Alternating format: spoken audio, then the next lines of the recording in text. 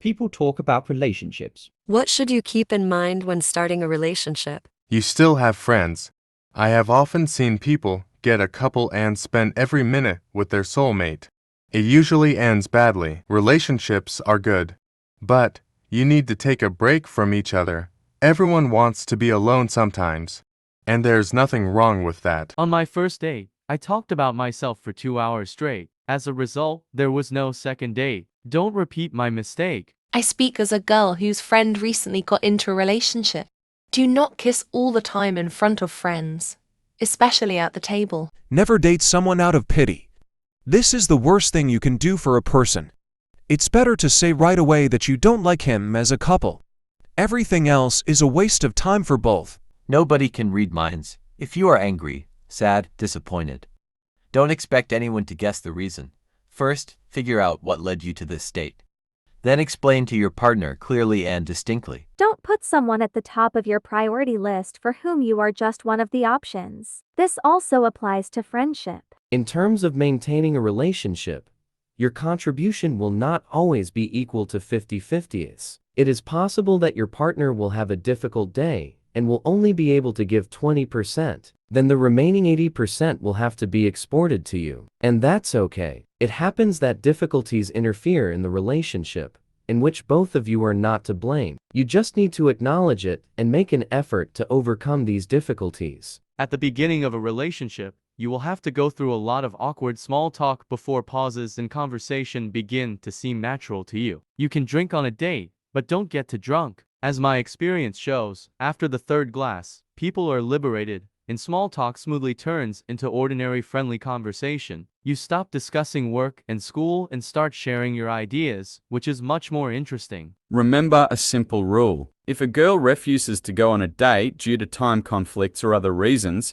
but does not offer another time that would suit both of you, she does not like you. You will be denied. You will also refuse. It's hard on the soul, but in the end, it's all for the better. Just keep that in mind.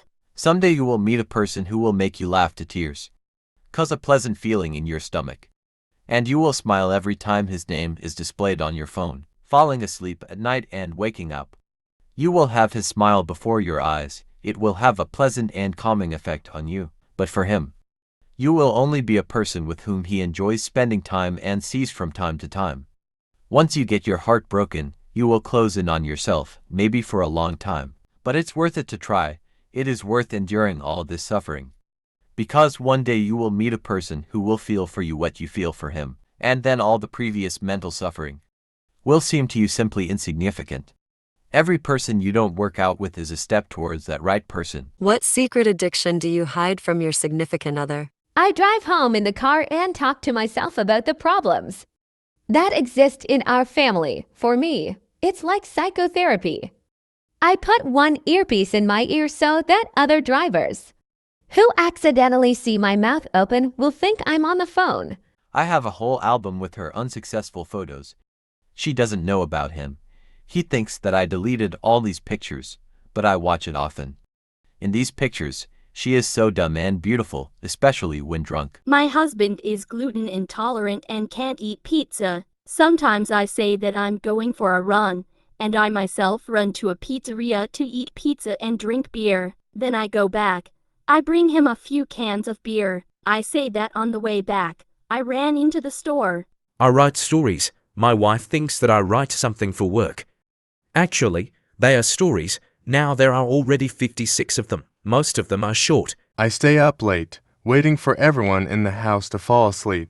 Then I go down to the dining room, drink beer and enjoy the silence.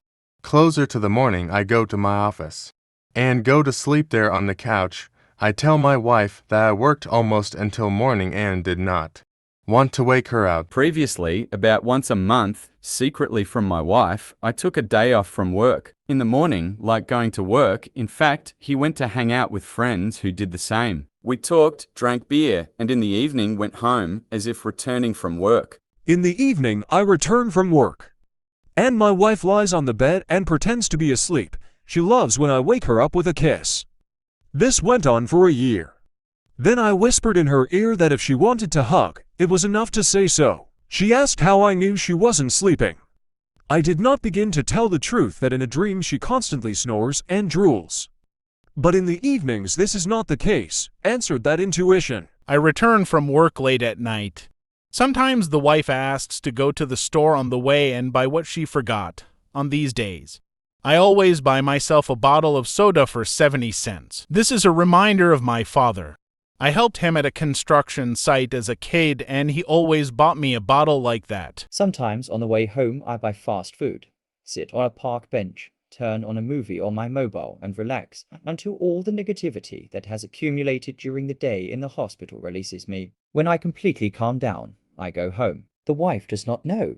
She thinks that at this time I am at work. When there's no one at home, I turn on the music and start dancing. Sometimes I climb on the table and dance on it, imagining that I am in a bar. In company, I always say that I can't dance. I think it makes me look like an idiot. But when no one sees, I break away. He does not know that my hobby is worth much more than I say. When he is not at home, I put on his shirt or sweater, walk around in them and enjoy his scent. This has never happened before, it just happened. My wife sometimes has business trips for 2-3 days. During this time, I take time off from work, stock up on booze and fast food, and stupidly play on the computer. I do some cleaning before she arrives. This has been going on for 12 years. She has no idea about anything. My husband is overweight and can't eat sweets. I love candy, but I began to notice that sometimes he breaks down and eats up all my stocks. Then I equipped a hiding place in the house where I keep sweets, and told my husband that I had given up sweets to support him, although I suffer a lot from this. My wife is obsessed with healthy eating. If we eat chicken, then only breasts. But I really miss dark chicken meat. When I have a day off in the middle of the week once a month, and my wife works that day, I order 2 grilled chickens to take home and devour them whole like a caveman. It remains to her arrival to get rid of all the evidence. I recently met a girl. I really liked her, and I thought she liked me too. We talked a lot, both in life and on the internet. We sat together until 4 o'clock in the morning, met the dawn, could make out forever. Then I found out that she had a boyfriend. He was far away, and I realized that she just wanted affection and did not feel anything for me. It hurts. I had a mutual sympathy with a man who often fell in love. My happiness lasted exactly a month. Well then, as you most likely understood, everything ended in tears. We parted like because I gave him little attention, and putting all the blame on me, he disappeared into the fog with a new beauty that he also abandoned a month later.